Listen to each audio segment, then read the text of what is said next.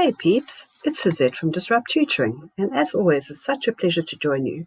Today we're going to deal with an AP Maths question on completing the square.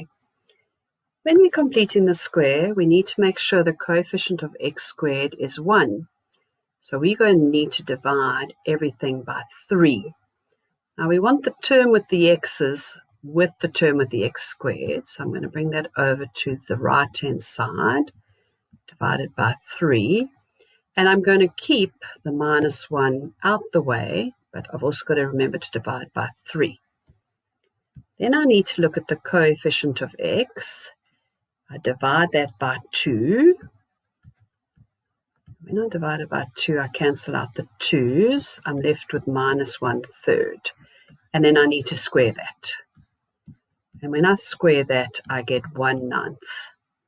And I've got to add that to both sides of my equation.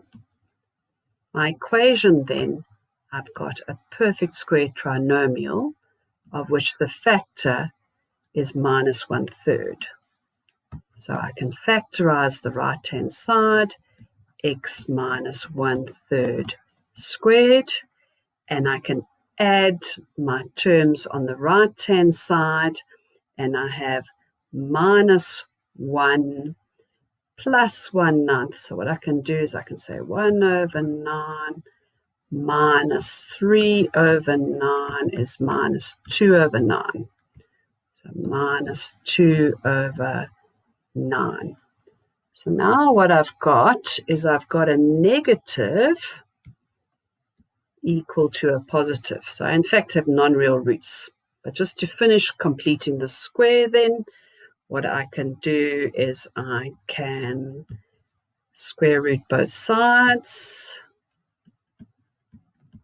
And there you can see I've got this negative under my square root equal to x minus 1/3. Bring the third to the left-hand side. Get a square root of -2. The 9 I can square root to give me x. Usually if I've written this in the quadratic formula, I would get 1 plus or minus the square root of minus 2 all over 3. And that would tell me I have non-real roots. Before I go, I'd like to say a very special thank you to our epic sponsor for making this video possible. Read all about them in the description below. Be sure to visit our website for more of these epic tutorial videos. If you can't find the answer to your question, you can send us the question and we'll respond with a personalized video just for you. Till the next time, stay epic.